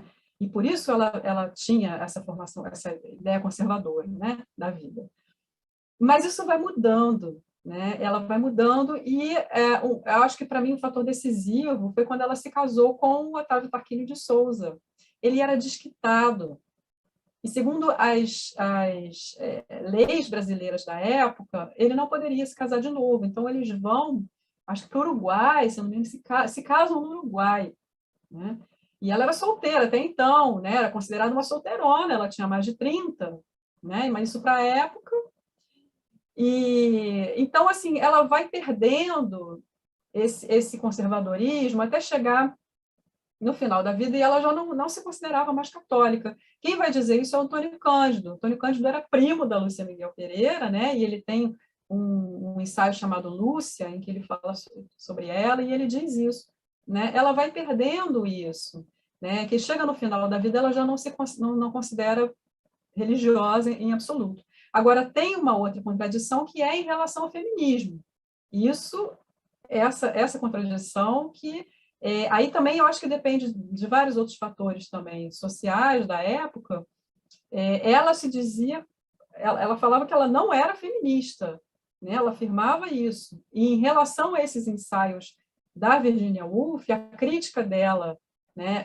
Aí ela faz um deboche em relação à Virginia Woolf, porque a Virginia Woolf tem esse teor feminista, né? E ela é contra, ela fala, não, eu não sou feminista. Mas isso eu acho que é muito porque o Brasil estava vivendo um momento ali pós-sufragismo, né? Pós-sufragistas, em que esse feminismo muito ativista era mal visto por uma parcela, né, da sociedade. Então, a gente já estava vivendo um momento em que elas consideravam que para que ser feminista se a gente já conseguiu o que a gente queria, que era o voto, o direito ao voto, né, e o direito ao estudo. Então, não tem mais razão de ser feminista, né? Ela afirma isso, a Lúcia. Então, é contraditório porque a Lúcia também era romancista. E os romances dela, se você ler, é um romance que está o tempo todo ali tematizando a condição feminina naquela sociedade. Então, você lê aquele romance e fala, como assim ela não é feminista, né? Ela está o tempo todo defendendo ali, mostrando os dilemas da mulher naquela sociedade, os conflitos, né? As barreiras. Como que ela não é feminista, né? Mas é porque ela tinha essa ideia de que o feminismo tinha que ser militante, tinha que ser ativista, e ela não se via com esse perfil, né? Ativista. Tem. A UF tem críticas também. Isso é, mas é uma outra questão. Né? Desculpa. Então, a questão do espaço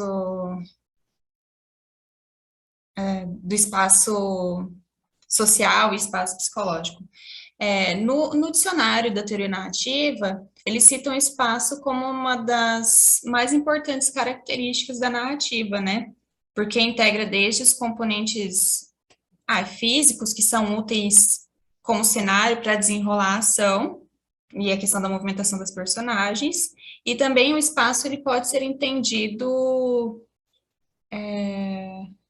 abarcando as esferas sociais. Então, quando eu falo de espaço social, porque tem o espaço físico, que é a descrição do ambiente por si só. Os espaços sociais, ele abarca essas atmosferas sociais, por isso que quando a gente fala em espaço social, sempre vai mostrar a categoria do edifício, por exemplo, da casa onde a personagem está inserida, os costumes das personagens nesses locais, o estilo de vida que esse ambiente implica, que essas personagens implicam.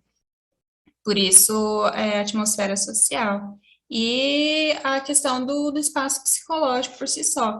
O espaço psicológico é muito comum a gente encontrar em narrativas onde tem fluxo de consciência e monólogo interior, que é o caso de As Horas Nuas. Então, as emoções dessas personagens, os afetos, essas vontades, elas compõem esse espaço psicológico. Então, a forma como essa personagem vê o espaço e se insere nesse espaço, a forma como esse espaço é trazido para nós, por meio dessa personagem, compõe o espaço psicológico. Mas não sei se ficou claro, mas é isso. Ficou claro? Ficou sim, Natália, obrigada. Imagina. Por isso que você coloca o espaço, a ditadura como um espaço social, né, Natália? Exatamente, por isso mesmo. Entendi. Obrigada. Nada. Bom, vou aproveitar e vou falar com a Gabriele, que gostei muito de você apresentar o Pássaro Tonto, né? A Lalita de Pássaro Tonto, realmente é um romance menos estudado, né? E concordo com você, assim, a crítica, Zaidê, né? Zaidê Musar, né? Fala que é um romance de menor fôlego, né? E ela não fala isso só porque é um romance curto, ela está falando no geral, pelo que eu entendi, pelo menos, né, no geral, assim, né, o tema o enredo do romance, né, e eu não concordo com isso, eu também não concordo, acho que você também não, né, pelo que eu vi na sua apresentação, porque o romance, ele parece bobo, mas ele é irônico, né, do início ao fim, assim, ele tem ali um pano de fundo, um contexto também bastante crítico ali das perseguições políticas, né, o pai da Lalita precisa fazer um autoexílio, né, a família denuncia ele, né, um contexto que vai se repetir na ditadura militar mais tarde, né, então, assim, tem muitos aspectos nesse romance, né, eu estudei esse romance, olha que curioso, né? Para estudar a personagem portuguesa. Tem uma personagem portuguesa, eu não sei nem se você vai lembrar, mas que é o garçom. Eles vão descobrir que o garçom, que é o príncipe dela, né? Ela, né? É muito engraçado aquela parte, né? De papel, né? Eu acompanhei isso seu, verdade, sobre o Pássaro Tonto com você. Eu achei ela ali o máximo. Imagina, altamente irônico. Aprendi isso com você e concordo plenamente. E como ela está em Paris no hotel falando em português, ela acha que o garçom, que seria, ela acha que é um príncipe russo, né? Alguma coisa assim, agora não me lembro detalhes, né? Ela fala em português e no fim o garçom entendeu tudo, né? Ela dizendo, essas mãos maravilhosas. Engraçado. Muito engraçado, né? Aí, Assim, claro, em 10 minutos, né, Gabriele, não dá para falar muito, mas então gostaria de te deixar um espaço. Se você quiser falar mais dessa Lalita, assim, como é que você a vê, se você acha que ela é uma transgressora, né, porque em alguns momentos você fala de uma liberdade, talvez sexual, de algo que foge às expectativas também do comportamento feminino, ou não, né, ela também ali, essa dualidade, né, tem uma dualidade que ela é um pássaro tonto, ela é uma mulher que não quer saber de estudar, não quer aproveitar assim, o lado cultural também de Paris, né? Acaba ficando muito atrás de um homem, né? Ela vai seduzindo, parece que precisa logo encontrar um homem, que é o que as mulheres do século XIX precisam fazer para serem valorizadas, né? Quem tem um bom casamento é quem tem valor, né? Então, eu não sei, eu vejo muita ironia, vejo muita crítica ali na construção dessa personagem. Aí eu gostaria de te ouvir um pouquinho também sobre a Lalita e sobre o que você quiser falar. Bom, obrigada, professora Ana, professora Laura, agradeço os comentários. De fato, eu desenvolvi um outro trabalho a respeito dessa personagem, né, com uma outra perspectiva, falando da questão da mulher moderna, né, porque a Lalita, ela, por vezes, ela cumpre com algumas características dessa mulher moderna, essa mulher livre, que cultua a liberdade, né? Não só a liberdade de ir e vir, mas a liberdade do corpo, enfim, em determinados momentos do romance a gente percebe isso, né? Tem algumas cenas também de ordem sexual, ela explora a sexualidade do corpo dela, em determinado momento ela diz que determinada parte do corpo dela serviria para alimentar bife, fazer bifes para o exército. Ela tem uma cultura assim do corpo assim muito diferente, né, de todas as outras, arrisco aqui, né, todas as outras personagens femininas, pelo menos dos romances da Julia Lopes de Almeida. E a escolha dela, né, desse romance, tratar dela especificamente, é esse motivo, né? Primeiro porque ela é pormenorizada, esse romance, e a personagem também, e ela toma uma postura meio antagônica quando a gente pensa nas outras personagens da Julia Lopes de Almeida, dessas mulheres que sofrem essa transformação ao longo da trama, elas sofrem e ao final elas mudam, né? Quase sempre por meio do trabalho, né? Que a Julia Lopes de Almeida tem uma pegada também do trabalho feminino que ela valoriza, mas sempre assim, sempre contidas nesse espaço doméstico. E a Lalita também não está no espaço doméstico. Então, ela é uma personagem muito às avessas e muito interessante para se pensar também essa questão da modernidade feminina, né? E como ela era vista. Nesse texto do Afonso Lopes de Almeida, do filho dela, ele fala que parece que a mãe estava escrevendo com um certo cansaço, que tem a impressão de que é uma continuação de um outro romance chamado Silveirinha. Então, a família também desacreditou no romance e na personagem, mas quando lógico que a gente não pode tomar uma visão anacrônica, né? A gente não pode pensar no Pássaro Tonto hoje, né? A gente tem que pensar lá em 34 mesmo, mas também tentar pensar que a Julia Lopes de Almeida pode sim ter escrito esse romance a partir do que ela estava vivendo naquele momento, porque a gente tem que lembrar também que a Julia Lopes de Almeida foi uma cronista de mão cheia, né, que a professora Ana sabe muito bem disso, melhor do que eu, e ela escrevia muito ao que estava ao seu redor e criticava aquilo que estava ao seu redor. Então, eu acredito que tem essa relação assim, muito estreita com a questão da modernidade, da mulher moderna. Perfeito. E ela morou em Paris, né, há alguns anos, e esse romance ele se passa em Paris, né? E a Lalita está no alto exílio ali, mas totalmente alienada, ela nem sabe, né, o que está acontecendo com o pai, né, sendo perseguido e interessante, porque aí não tem realmente o espaço doméstico, esse ambiente do hotel, que também só famílias com muito dinheiro, né, podiam se dar o luxo do alto exílio, né? Realmente tem uma dualidade ali, né? Porque essa futilidade também é uma crítica, né? Das mulheres que tendiam mais à futilidade, né? E ao final também da trama, o que é super interessante é que ela se casa. Então, ela não, como se a mulher tivesse um destino único, ela não pode escapar desse destino que é o casamento, né? Ela tenta fazer algo diferente, ao longo da narrativa, ela tem acho que 4 ou 5, ela se envolve com 4 ou 5 homens diferentes, não, de repente não em todos fisicamente, mas ela cria paixões platônicas, cria, né, ilusões na cabeça, e no final ela acaba se casando com aquele que ela, lá no início, ela nem considerou. Então, é como se fosse um destino, assim, certo, né? Não tem como escapar disso. Isso também é uma forma de crítica também, né, da escritora com relação a esse destino, porque a Julia Lopes de Almeida, embora ela não tenha se considerado feminista, né, no começo da carreira, tem um artigo, uma entrevista dela para o João do Rio, que ela fala sobre isso, mas a gente percebe que o feminismo dela é um feminismo, ao meu ponto de vista, de acordo com a pesquisa que eu venho desenvolvendo, um pouco mais conservador, assim, né? Um pouco menos assim, radical, né? Nesse sentido de liberdades. Então, eu acredito que também tenha sido uma forma de mostrar, olha, essa personagem aqui, ela é mulher moderna, ela é livre, ela está ok com a sua sexualidade, com a sua forma de vida, mas o destino da mulher é o casamento, é a casa, é os filhos. Então, eu acho que tem também um pouco disso. Muito bom. Principalmente pela educação recebida, né? Porque ela mostra bem que a educação que os pais dão para o filho é diferente da filha da Lalita, né? E aí transformou a Lalita num pássaro tonto, não tinha escapatória, né? Os pais não conversam sobre política com a Lalita, né? Mas com o filho conversam, né? É interessante. Muito bom. Júlia, né? Eu sou fã de Julia Lopes de Almeida. Só que às vezes eu gosto de debater, assim, de ouvir, para não deixar a paixão tomar conta, né? Para a gente ter um olhar crítico também, né? Muito bom, obrigada.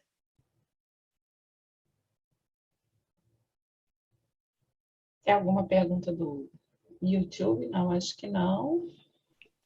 Só comentários no chat. Acho que não tem perguntas. Fechamos. A Graziella aqui, ó, tem um comentário que ela fala Eu vou ler aqui, vamos ver. A dualidade parece um tema caro para a autoria feminina, acho fascinante. Aí eu queria fazer mais uma pergunta, se for possível, mas apenas se sobrar tempo. Sobra sim, dá para fazer. Claro. Graziella. Oi, na verdade a minha pergunta é algo que a Gabriele mencionou 2 vezes hoje e eu fiquei com essa pulguinha atrás da orelha. Mas não é, pode ser para a Gabriele, mas pode ser aberto também, que é sobre como eu sou uma acadêmica iniciante, estou no meu mestrado ainda, né? Essa questão do anacronismo, para mim, é um pouco misteriosa em questões metodológicas, assim. E aí eu fico me perguntando muito, no caso da minha pesquisa, por ser uma pesquisa de ficção científica, né? De ciência futurista, enfim, uma utopia de alguma forma, se o anacronismo caberia, porque eu não conheço a obra do Pássaro Tonto, então eu não sei se é uma obra realista. Eu acho que ela mencionou que era uma obra realista na apresentação dela. Mas queria trazer essa pergunta sobre o anacronismo, porque eu vejo que é uma preocupação muito frequente na academia e eu não tive a oportunidade de conversar muito sobre isso. Por isso que eu falei que era uma questão minoritária, porque assim, é quase um bate-papo. Posso? Então, essa questão do tomar uma postura anacrônica, né, com relação ao objeto que você está selecionando para estudar, é uma questão muito assim importante, né, diria até essencial quando você está pesquisando, principalmente história, né? A gente está lidando aqui com literatura, mas a gente está basicamente lidando também com história. Então, é preciso que a gente tenha esse cuidado para a gente não recortar aqui aquele romance ou aquele artigo ou aquela publicação, enfim, que for aquele impresso, e não trazer para a nossa realidade, né? A gente tem que dar conta de inseri-lo naquele contexto ali. Então, quando eu falo que eu quero tomar o Pássaro Tonto, quero tomar essa obra Pássaro Tonto, essa personagem, Lalita, sem tomar uma visão anacrônica, é que eu não quero destacá-la das obras da Julia Lopes de Almeida, porque para eu tratar de uma personagem da Julia Lopes de Almeida, eu preciso conhecer as outras. Então, se eu não trato, eu tomo uma postura um pouco anacrônica. Isso aí pode fragilizar um pouco a minha análise. Acho que é mais nesse sentido, né? Então, como eu estou na história da educação, então isso para mim Não, eu não consigo e nem posso fazer nenhum tipo de pesquisa, desenvolver nada, se eu não tomar essa postura, né? Então, é importante, assim, principalmente quando você está pensando em impressos, né? Principalmente jornais, periódicos, ou os romances também, se não for um texto teórico, se não for algo da historiografia sobre um determinado conceito ou um determinado autor, principalmente se for uma obra original, você precisa considerar o contexto, a conjuntura. No caso da Júlia, Graziela, no caso da Júlia, se fala muito do feminismo, né, que tem, digamos, uma crítica agora de 2021, né, cobra de Júlia Lopes de Almeida um feminismo plural, né, que é o feminismo que a gente tem hoje, né, e Júlia Lopes de Almeida não tinha esse feminismo plural, era um feminismo branco, ela falava para as mulheres de elite, né, então a gente tem artigos que falam sobre um feminismo possível, que a Júlia tinha um feminismo possível, um feminismo de acordo com as condições da mulher branca e tal da época. Então, isso seria uma outra forma de anacronismo, né? Fazer uma cobrança com o nosso olhar agora do século XXI, lá para uma mulher na virada do século XIX e XX, né? Isso também é possível pensar assim, né? Entendi, obrigada. Eu me lembro, Ana, de você comentando, você que é a nossa grande especialista em Júlia, que aí agora é dentro de um outro viés. Mesmo hoje, apesar do todo o resgate que teve da obra da Júlia, ainda há colocações equivocadas e pejorativas, e aí eu me lembrei, em relação a alguma coisa da obra dela, eu me lembrei de você ter mencionado uma obra agora que eu não me lembro o título, você vai talvez saber me dizer, que se encontra na internet como se fosse um manual da boa esposa, e na verdade é uma coisa totalmente de cunho filosófico, então aquilo já dá uma capa completamente equivocada para o conteúdo ao qual efetivamente a obra é, né? Isso, Então, lembrei que equivocadas acontecendo agora no campo virtual, né?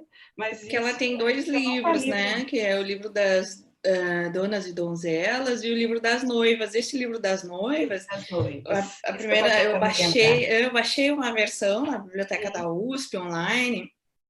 E dizia que era da Júlia. E depois, quando eu comprei o livro físico, eu fui ver que não era o que eles tinham lá não era da Júlia, que era um outro livro escrito por uma outra pessoa, que não sei quem é. Mas assim, com conselhos bem práticos, receitas. O livro da Júlia não tem receita culinária, né? Receita culinária, receita roupa, né? Como passar roupa, a gola, o colarinho da camisa do marido. Exatamente. E tem muita gente que leu isso achando que era uma obra da Júlia. E aí não é, assim, a Júlia até tem, claro, uns comentários assim, né, porque ela partia de uma visão higienista da época, né, então ela tem uns comentários assim, mas o livro dela tem outras coisas, são outros textos, outras crônicas, né, e na época eu escrevi lá para a biblioteca para esclarecer que aquele livro não era de Júlia, né? Estava como o livro das noivas, mas não era o livro das noivas da Júlia. Então a gente tem uma expectativa desse título, né? Livro para as donas e donzelas, livro para as noivas, e aí quando você lê pode ter uma quebra de expectativa, né? Porque dentro, não é que ela não tinha comentários assim, né? Mas dentro desses livros a gente encontra textos incríveis em que ela critica Schopenhauer, por exemplo, que fala sobre a vaidade das mulheres e a inferioridade intelectual das mulheres, e ela, de uma forma super irônica, fala que os homens também ficam aterrorizados quando encontram um primeiro fio de cabelo branco, né? Então, assim, ela vai mostrando assim, as mulheres são putas, vamos ver se os homens também não são, né? Então, assim, a gente encontra, assim, uma quebra de expectativa, né? Mas aí, como a Gabriele disse, assim, muito sutil, porque ela não quebra, assim, de forma rompante, como Mercília Cobra, como Majuca Machado, né? Ela vai... Eu acho que ela é como Machado de Assis, assim, na entrelinha, ela vai sabendo se colocar, né? E conquistar o espaço. Mas isso pode ser a visão de uma apaixonada. Você podia aproveitar o ensejo e falar sobre o projeto da falência. Exatamente. Obrigada, Laura. É verdade. Nós estamos ainda, a editora Campos, é uma editora de São Paulo, está com um projeto de reedição da Falência. A Falência é um livro que está sendo bastante reeditado, porque está nas listas dos vestibulares, né? Só que a Falência vai fazer fez, né, 120 anos, e a editora Campos quer fazer uma edição comemorativa, uma edição bem especial, linda, né? Então, quem quiser ajudar, na verdade é uma ajuda, mas com recompensa, né? Não é só a doação pela doação, é uma compra antecipada do livro naquele site do Catarse, né? Então fica, obrigada, Laura, fica aí o espaço para divulgação. Eu faço o pós-fácil dessa obra, dessa publicação, e eles estão com a vaquinha, como a Silvina disse, né? A vaquinha virtual, né? E aí você pode escolher essa recompensa. Eles têm o livro, a versão digital, que é R$20, tem a edição impressa, que é R$60, aí você pode comprar antecipadamente e ajudar o projeto, né? É muito bom, quanto mais a gente publicar, né, essas escritoras, melhor. Então é só entrar no Catarse e procurar. Oi? Isso, eu ia perguntar o nome do projeto. O site, né? É só entrar no site do Catarse e procurar por A Falência de Júlia Lopes de Almeida. Né? Tá lá. Obrigada.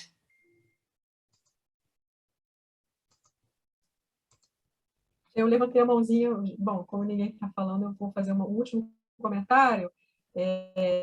A Ana me perguntou sobre essas precursoras da crítica, e eu me lembrei agora que, recentemente, a professora Nélia Pietrani publicou um artigo falando sobre textos críticos da Narcisa Malha.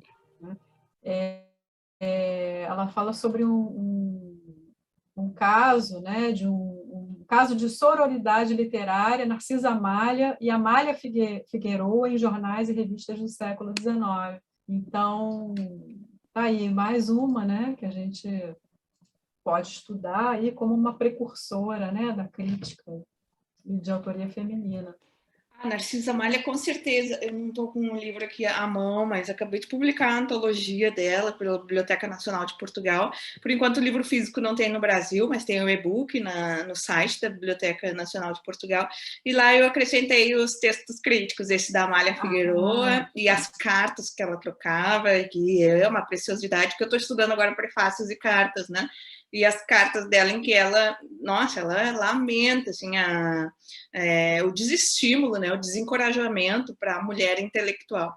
E ela parou de publicar muito cedo, né, o que é uma pena, né. É muito bom, quero ler esse texto da Nélia, é muito boa também. A Nélia estaria aqui no nosso simpósio, né, a pesquisa dela dialoga bastante aqui com o nosso simpósio. Isso. E aí, mais uma vez, também eu queria reiterar que essa já é a segunda versão desse simpósio. A nossa ideia é manter e, na medida do possível, ter vocês aqui de forma regular com a gente, para que a gente possa acompanhar as nossas pesquisas mútuas, continuar uma discussão, estabelecer uma trajetória, tá? Pensem já que serão sempre bem-vindos nos futuros também. Sejam convocadas. Praticamente. Mais algum comentário? Tem que tirar o ponto final, saiu um ponto final errado ali, né? Obrigada, Graziela.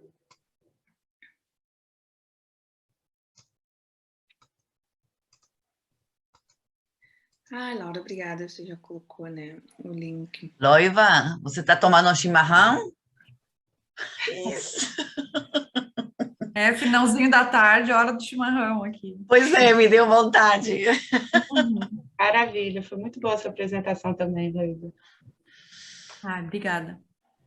Clarice também tem suas dualidades, né? Quando eu falo de Júlia, eu lembro de Clarice. Eu não sei se chegou a sair, mas eu participei de um evento e uma pessoa uma vez falou que estava organizando ou que ia sair um livro sobre os comentários dela para as empregadas domésticas, uma coisa assim que era bem... no meu ponto de vista, assim, era um desserviço para a obra da Clarice. Eu não sei se isso saiu, eu não tenho mais notícias, assim. Eu também não tenho muito conhecimento da obra dela, só eu estudei ela em alguma disciplina, né? Mas eu gostei desse... por isso que eu trouxe especificamente esse texto, porque eu gostei muito, assim, de reler A Paixão Segundo GH. Ainda mais sistema de pandemia, a gente em casa, né? Dá para fazer várias relações ali também, né? Mas, assim, eu não conheço muito da obra dela, só que eu acredito que ela sempre tem desculpe, ela tem esse tom satírico, né? Então, se ela até eu lembrei que ela escreveu, como ela teve vários anos de produção como tradutora e também como jornalista, tem muitas obras que ela escreve que ela faz assim, que ela coloca um título chamativo, como receita de bolo, né? E só que ela faz uma crítica, né? Você vai ali, você vê pelo título e você acha que é aquela coisa, né, bem feminina, assim, de vai para casa, vai fazer uma receita. Só que aí ela faz uma crítica ali, né? Então, ela usa muito a linguagem nesse sentido, ela provoca realmente, né? Ela faz esse jogo, essa dualidade, né? Ela aparentemente vai mostrar uma coisa, mas ela mostra uma outra coisa mais profunda, a partir de qualquer fato cotidiano, né? Isso eu acho muito interessante nela. Por esse caráter satírico da Lispector, fiquei muito curiosa sobre a obra Infanto Juvenil. E pelo que você apresentou, tem bastante coisa, né? Tem. E aquela listinha que eu coloquei ali são só algumas, né? Algumas das obras delas, mas tem muita coisa. Tem toda as crônicas, acho que eu não coloquei ali, né? Tem todas os ensaios dela também não apareceram ali, a crítica. Mas, assim, é uma obra bem vasta.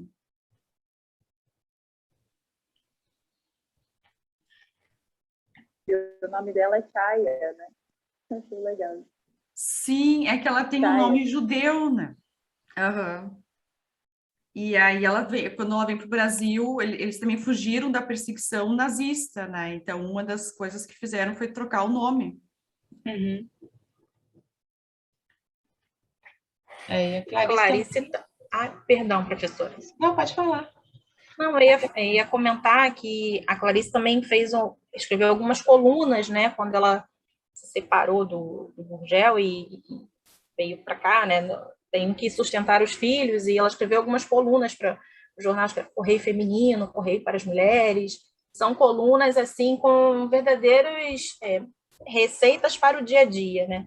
Então, é bastante interessante. Inclusive, eu já até fiz uma pesquisa, assim, bem breve, né? Bastante rarefeita, mas foi uma pesquisa a respeito dessa relação entre essas espécies de manual, né? Esses receituários, e tanto na Júlia quanto na Clarice. Então, tem alguns encontros aí bastante interessante, porque a Clarice, ela é conhecida bastante pelo fluxo de consciência, até que a Natália falou, né, com relação ao espaço psicológico.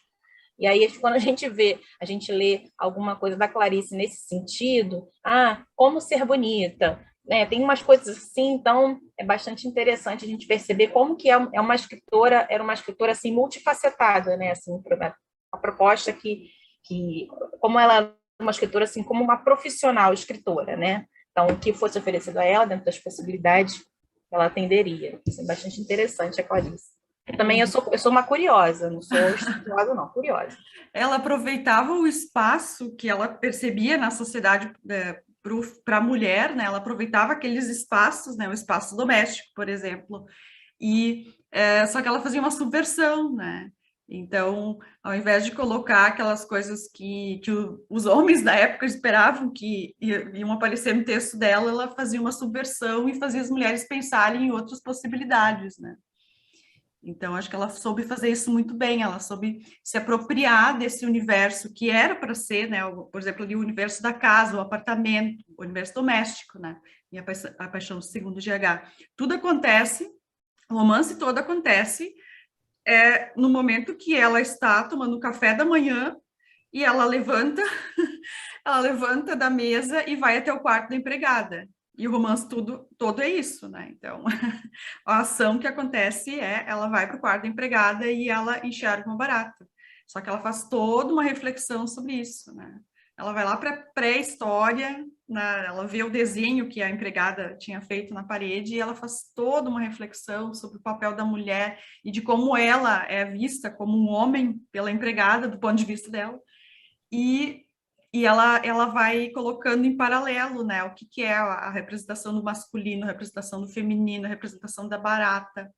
Então, a forma que ela conduz o nosso pensamento como leitores, assim, para perceber novas possibilidades de compreensão do mundo, eu acho que é fantástica, né?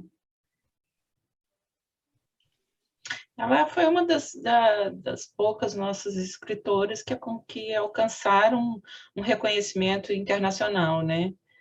Graças aos trabalhos da Hélène Cixous, né? Que acho que foi a Graziella que mencionou o Riso da Medusa, que foi uma obra muito impactante, realmente. E foi a partir da Hélène Cixous que o trabalho da Clarice alcançou uma certa difusão internacional, né? E também pela questão dela ter vivido em vários lugares diferentes, ela tem uma perspectiva multicultural, né? Então ela aprendeu várias línguas, ela conviveu com várias pessoas de várias nacionalidades, ela publicou em outros países, ela sempre mostrou a paixão dela pela língua portuguesa, né? Ela escrevia em português, mas tem livros que ela publicou na Suíça, que ela estava fisicamente em outros lugares, e aí essa convivência dela com as possibilidades da época, né? Com os espaços que ela via destinados ali para as mulheres. Eu acho que isso também é fundamental na trajetória dela, essa possibilidade que ela teve de deslocamento, né? Que era uma coisa não tão comum para a mulher, né? Então, ela pôde ampliar a visão dela de mundo graças a essa convivência em diferentes lugares, né? Uhum. Pois é, eu não quero me estender muito, só um comentário, né? A Júlia Lopes de Almeida também teve, né, esse deslocamento, e o Cláudio guardou o passaporte dela porque o marido tinha que autorizar. Tinha autorização do marido, a mulher não podia viajar sozinha, né? Sem autorização do marido, né? Que tempo, gente, que tempo. Inacreditável. Bom, fechamos por aqui hoje, eu acho, né? Agradecemos muitíssimo a todos vocês. Desejamos um ótimo final de semana e lembramos que retornamos na segunda-feira a partir de 13h30, tá? Os links, nos links está sempre escrito 13 horas, que é o horário que está reservado o Zoom, mas na programação tem um horário com mais precisão. Então, segunda e quarta, os nossos 2 últimos dias. Agora, essas 2 vezes vai ser sempre às 13h30. Só para reforçar, todo mundo pode almoçar com um pouquinho mais de calma, né? Do que 1 hora muito cedo. Bem lembrado, bem lembrado. Tá certo? Obrigada, foi ótimo. Muito obrigada, Foi gente. ótimo, mais uma Obrigada, vez. boa tarde. Obrigada, foi Obrigada ótimo. a vocês. Tchau, obrigada. Tchau. Obrigada, hein, Agnes?